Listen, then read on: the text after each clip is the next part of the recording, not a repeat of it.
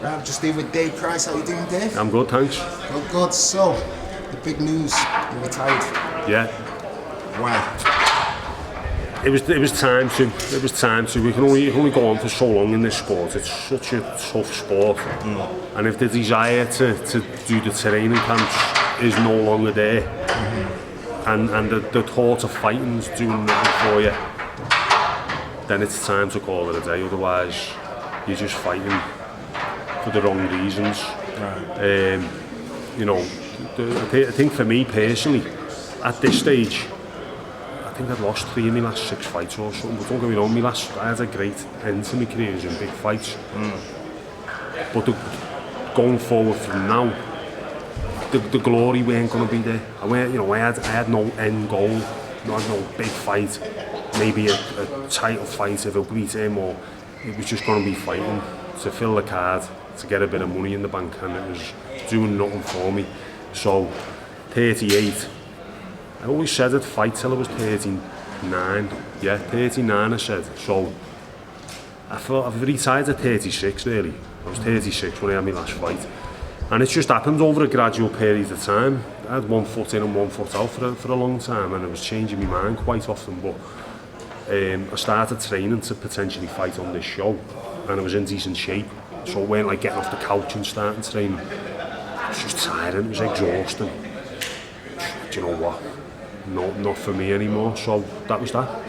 That was that. And I didn't announce nothing because that was 6 weeks ago. I didn't announce nothing because I thought I'm pretty low key anyway. I keep myself to myself.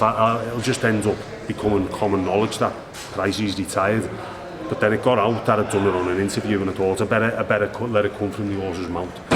And I probably owe it to myself anyway to at least let people know, because I've had a great response. So I'm glad I did. When did you feel like it was time to hang up the gloves? Was it like your previous fight or the fights before? I'd say, to be honest, even after the Dave Allen fight, I was thinking of hanging them up then. Thought I might retire on it. I got the win, got a good performance. It's like being at the poker table. It's like being at a roulette table at a casino. You're spinning the wheel every time you get in the ring, and at that point, I had my chips. It was like, do we go and cash these chips in now? When I'm talking about my chips, talking about my health, and me mental well-being, where I'm in a good place, finish on an eye, and that crossed my mind, and then it was like, no, because there's more to come. I can build on that. And it was only the Derek Chisora fight. It was a late notice job, so it was difficult to do myself justice. It was after that I started contemplating, do I want to keep doing it? What am I going to do though? That's the big question for fighters. What am I going to do when I stop boxing? But thankfully, I started my own business, so I'm busy doing my own business. I've got work going on with that, and that's giving me energy and focus into that. And I've got something every day to keep me occupied, instead of sitting dwelling about boxing, what could have been, or I need to fight again, I need to put it right, I need to redeem myself type of thing. So that's had a bit to do with it as well, because I've got another outlet to focus my energy on. And it's just the right time. It's the right time. One of the issues for me was how my kids would take it. We just have a drink. Because my son's 11 and he's at an impressionable age, where he's like, his dad's a boxer, he's starting to notice. And any time in the past where I said I might not fight anymore, he didn't like it, and I thought, I'll have to see how the kids respond to this. It looks like he's a superhero. So yeah. So I dropped it in the conversation, I think, when we were on holiday the other week. And they were like, yeah, you can't keep doing it forever, can you? And I was like, oh, okay, well, that's that then. And then, just that was it, really. Have you ever thought of going into training and also being a boxing pundit? Because I do listen to you analysing the fights, and your knowledge is really good. Have you ever thought of going down that route? Yeah, thanks. I do like analysing boxing, and I'd have a little go. I'm doing the radio tomorrow. There's the Face for Radio winner. Got a Face for Radio, so they put me on the BBC radio tomorrow. So I'm doing that tomorrow. But that's a little bit different than analysing. That's like fast action while the fight's happening. It's a bit different, but I'll enjoy that.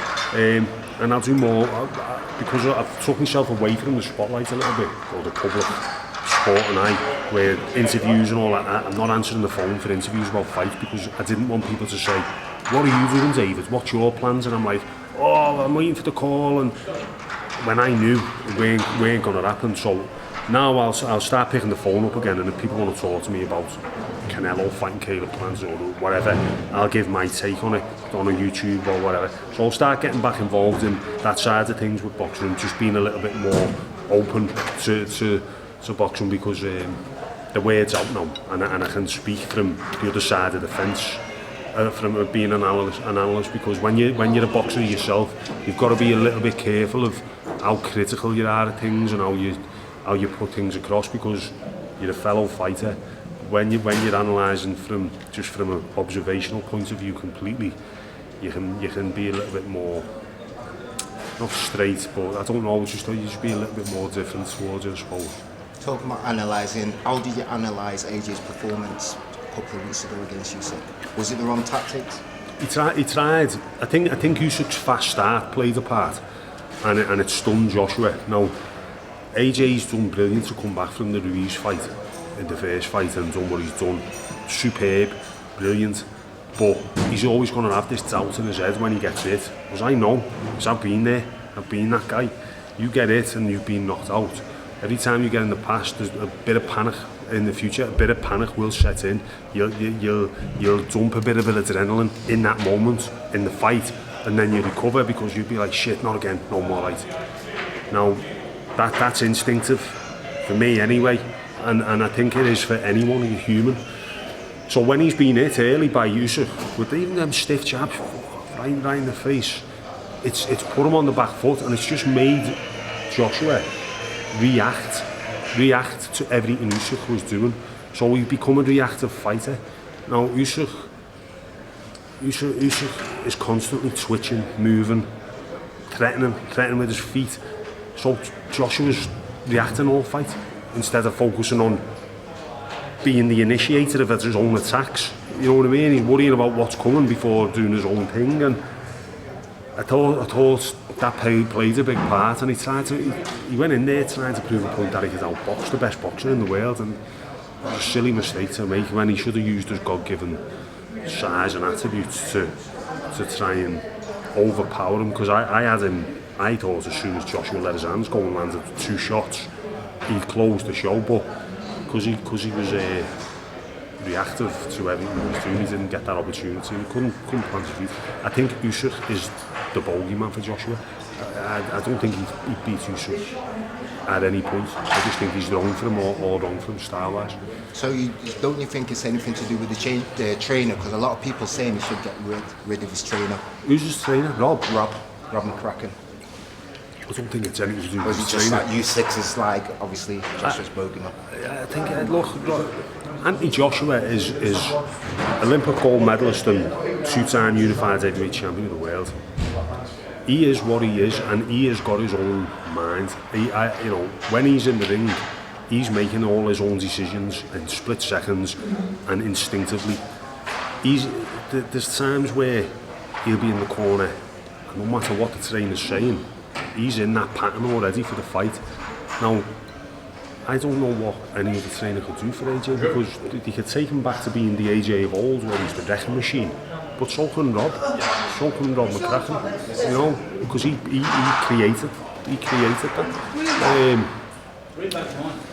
I don't think changing training is the answer. Just changing his approach to the fight is the answer, and it's as simple as that. Because it's the easiest thing in the world to blame the trainer, but when you're fighting one of the very best pound-for-pound fighters in the world, you've sometimes got to accept that it was the better man won.